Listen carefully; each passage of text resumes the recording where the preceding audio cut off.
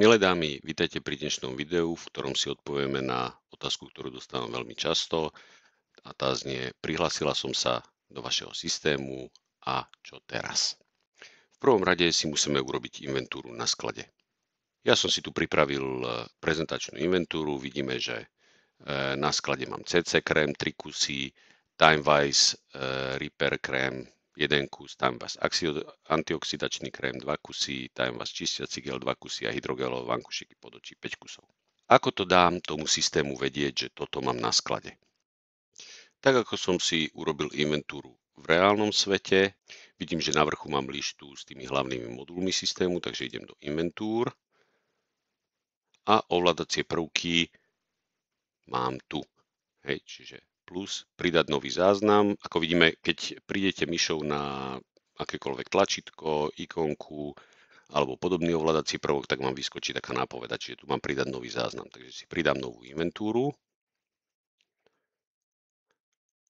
a vidím tu rôzne polička, ale čo je dôležité je, že tu by som mal vidieť všetky produkty, ktoré mám na sklade. Nevidím tu nič. Takže idem sa pozrieť do skladu a sklad je tiež prázdny.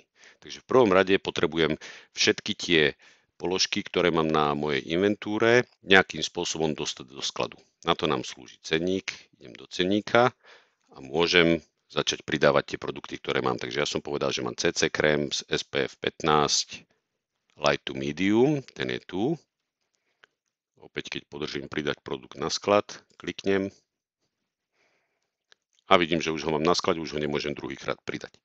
Ja si teraz v rýchlosti popridávam všetky tie záležitosti, ktoré mám na inventúre. Pre osvieženie sú to tieto. Ja tu mám vytlačené mimo, samozrejme, aby som to vedel nejako rýchlejšie urobiť. Ďalšie Timewise Repair, Volu Firm, denný krém. Môžem si to takto hľadať scrollovaním v tom cenníku, alebo lepšie je použiť lupu, hľadať. A idem Volu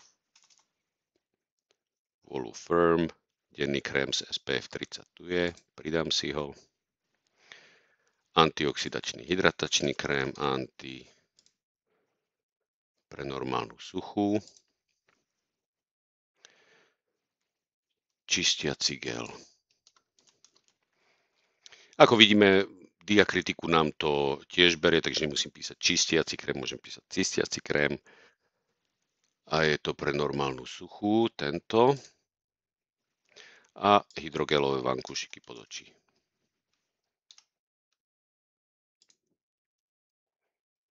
Tak, teraz sa pozriem na sklad, či to tu všetko mám. Áno, mám to tu všetko. Mám tu takéto ikonky, keď na ňu opäť prídem myšou. Cena je zosynchronizovaná s cenníkom. To je samozrejme, lebo som to z cenníku vybral. Dobre, teraz keď ideme do tých inventúr, vytvoríme si novú inventúru a už tu vidíme všetky tie položky, ktoré potrebujeme. V inventúre si môžem zadať názov. Moja prvá inventúra. A musím zadať zľavu. Opäť tu mám povolené sú len čísla, ktoré musia byť medzi 0 a 100. Zľava. Keďže si nepamätám, za akou zľavou som to nakúpil, keď to už teraz mám na sklade, tak povedzme, že nakupujem bežne so 40% zľavou, tak si tu dám 40%. Teraz vyplním položky podľa toho, ako ich mám v inventúre, takže mám CC krém 3 kusy. Hydrogelové vankušiky pod očí 5 kusov. Denný krém 1 a 2 a 2. Dobre, skontrolujem si inventúru, všetko je v poriadku, uložím to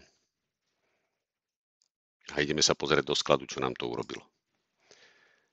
Vidím, že katalógová cena napríklad toho CC krému je 27,50, 40% zľava, čiže pekne mi to tu započítalo. Môžem sa teraz pozrieť na financie. Vidím, že vo financiách mám tu moju inventúru a sú to takéto nákupy, čo sedí. Ak to tu nechcem vidieť, môžem ísť do tej inventúry a povedať, že nechcem túto inventúru, aby bola zahrnutá vo finančných výkazoch. Odkliknem to, uložím a teda vyzerá to, ako keby som ešte nič neurobil. Ja tú inventúru tu ale chcem vidieť, takže idem naspäť, tamže zahrnúť do finančných výkazov A už ju tu mám opäť. Samozrejme, keď urobím objednávku v Mary Kay, príde mi veľká krabica, bolo by veľmi zdĺhavé robiť za každým inventúru. Preto od toho momentu, ako si urobíte takúto prvú inventúru, vždy keď urobíte objednávku, príde vám tá krabica, vybalíte ju do skladu, stiahnete si z InTouchu faktúru, ktorá vyzerá nejako takto a použijete funkciu nákupné faktúry. Opäť si pridáme nový záznam, vyberieme súbor. Je ale dôležité, ja teraz robím niečo, čo by som nemal robiť. Vybral som si augustovú faktúru, ale tú inventúru som urobil teraz v novembri, hej, takže mi to akože pokazí ten sklad. Čiže nahrávajte si iba tie faktúry, ktoré vám prídu potom, ako si urobíte tú inventúru, pretože si ukážeme, že tá faktúra sa síce nahrá, môžete si ju potom pozrieť v systéme, ale ona zároveň aj urobí všetky tie zmeny na sklade, ktoré sa majú stať. Ak sa teda pozriem späť na tú faktúru, tak napríklad mi pridá na sklad hodvábny púder Medium Ivory. Či sa to naozaj stane, poďme sa pozrieť. Súbor som si teda vybral, kliknem nahrať súbor. A táto operácia chvíľku potrvá, pretože systém potrebuje rozpoznať, čo je v tom PDF-ku, porovnať to s vašim skladom, prípadne stiahnuť niektoré položky zo stránky Mary Kay, o ktorých nevie a podobne.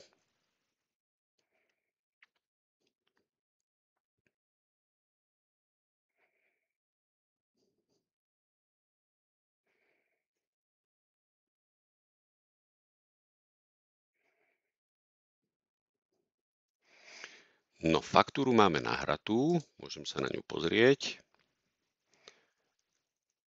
Mám tu aj napríklad ten púder, ktorý budeme ukazovať, takže vyzerá byť všetko v poriadku. Pozrieme sa, čo nám to urobilo s financiami. Vidíme tu tú faktúru, nákupná faktúra a je to v auguste. Aká je situácia na sklade? Vidíme, že na sklade nám toho pribudlo veľmi veľa. Je tu aj ten hodvábny púder. Zjavne tá faktúra mala 55% zľavu, takže všetko je v poriadku. Keď uvidíte takúto ikonku, znamená to, že je to približná cena, to znamená, nie je to produkt z cenníka a systém potreboval odhadnúť, aká je tá cena, ale nebojte sa, on to odhadne dobre. Fajn, takže sme si prešli, ako urobiť inventúru, ako nahrať nákupnú faktúru. No a teraz je čas na predaj. Idem do predajných objednávok. Opäť vytvorím si novú objednávku. A systém mi hovorí, zákazník je povinný, zvoľte zákazníka zo zoznamu. Tak zvolím zákazníka zo zoznamu. Vidím, že nemám žiadneho, takže potrebujem si vytvoriť najprv zákazníka. Idem do záložky zákazníci, opäť vytvoriť nového, Katka Suchá, môj obľúbený zákazník. Do poznámok si dám čokoľvek, čo o tom zákazníkovi si chcem viesť. Hej, napríklad typ pletí, narodeniny, čo som jej dala naposledy na vyskúšanie, takže ja si tu napíšem naposledy. Som dal na skúšku hydrogelové vankúšiky.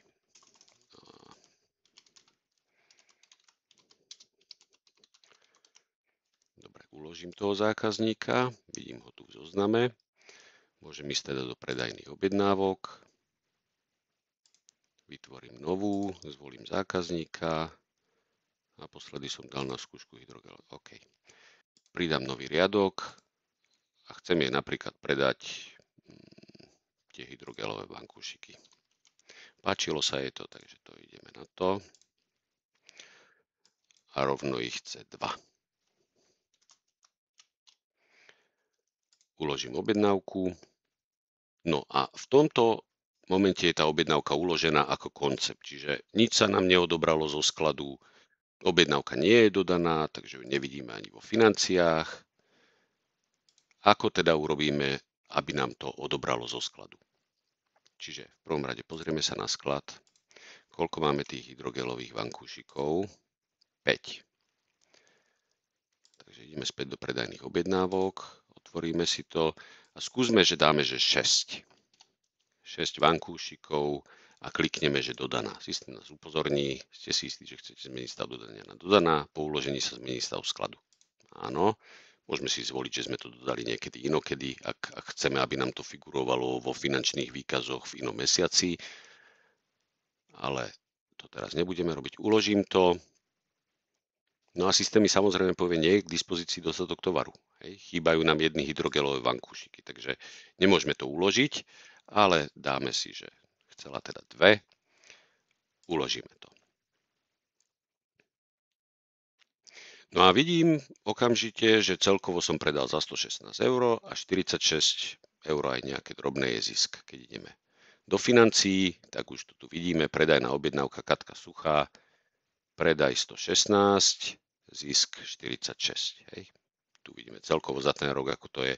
Ak mi napríklad robia šarapatu tie nákupy, ktoré bývajú vyššie ako celkové predaje, tak si to môžem takto jednoducho odfiltrovať, hej, aby som sa vedel k tým položkám dostať.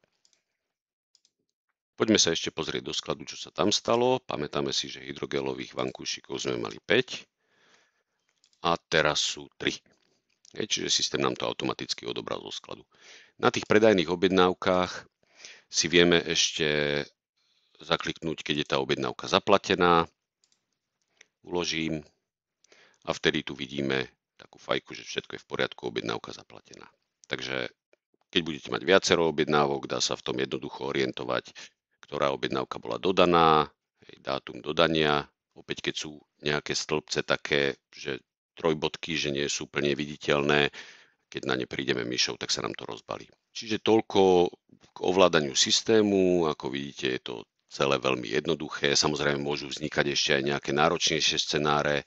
Napríklad kúpila som si niečo od kamarátky, čo mi chýbalo k rýchlemu vybaveniu objednávky, alebo vybrala som si zo skladu niečo pre seba. Týmto sa budeme venovať v budúcich videách, alebo si môžete pozrieť video staršie, ktoré je na tomto YouTube kanáli, ktoré sa nazýva Inventúra.